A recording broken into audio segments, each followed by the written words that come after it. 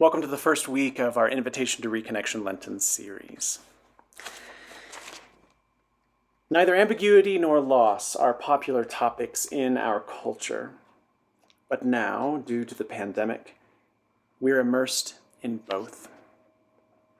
That is Pauline Boss from The Myth of Closure, Ambiguous Loss in a Time of Pandemic and Change. We have all suffered many losses in recent years. There have been losses that are somewhat easier to quantify, like the loss of a job or stable housing or the loss of income or retirement savings. But there have also been ambiguous losses. These are losses that, according to Pauline Boss in this book, quote, remain unclear and without official verification or immediate resolution, which may never be achieved. These are losses like loss of hopes, dreams, and plans for your future, loss of a way of life or something that promised fulfillment, loss of routines, loss of the ability to celebrate or mourn major life events like births, graduations, marriages, divorces, or deaths in community with others. And this last one, this ability to mark important points in our life in community, the lack of that has really hit some of us hard. Some of us graduated, but we never had a graduation. Some of us are still waiting to see our newborn grandchildren who are no longer newborns. And some of us are only recently able to say goodbye and make peace with the death of loved ones, deaths that may have happened months or years ago. Here in this season of Lent, we are going to begin practicing having some shared experiences of community again. We are all being invited, every one of us watching this, to reconnect with one another, to begin reforging the bonds of community that we may have lost or had to let go of during the last 2 years.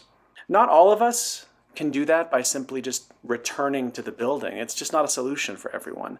But there's nothing keeping us from cultivating the intention to reconnect with each other and to begin imagining how each of us might do that during this season of Lent.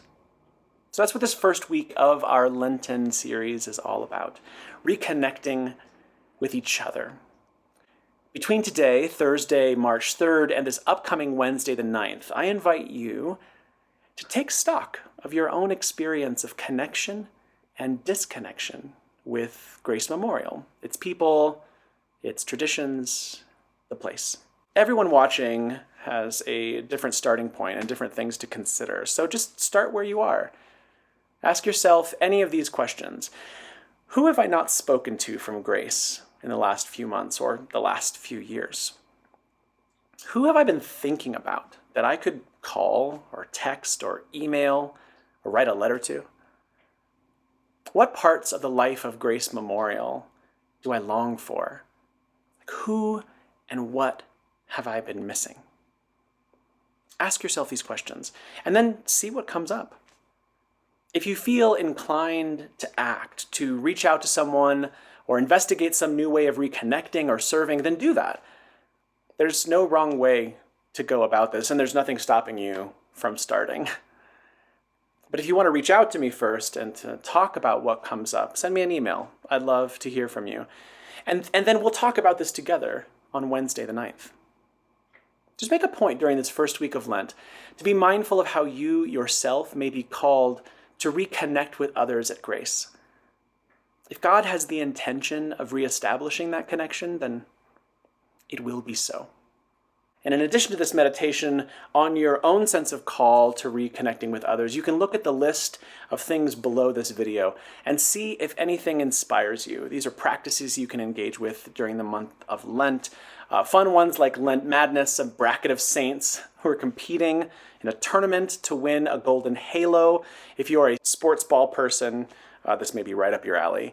But then there are also some other meditations and practices and creative pieces that you can engage with. So mark your calendars for our Invitation to Reconnection Zoom session that starts at 7 p.m. on Zoom Wednesday, March 9th. And then will be immediately followed by Compline. We'll pray that together. So blessings on this week.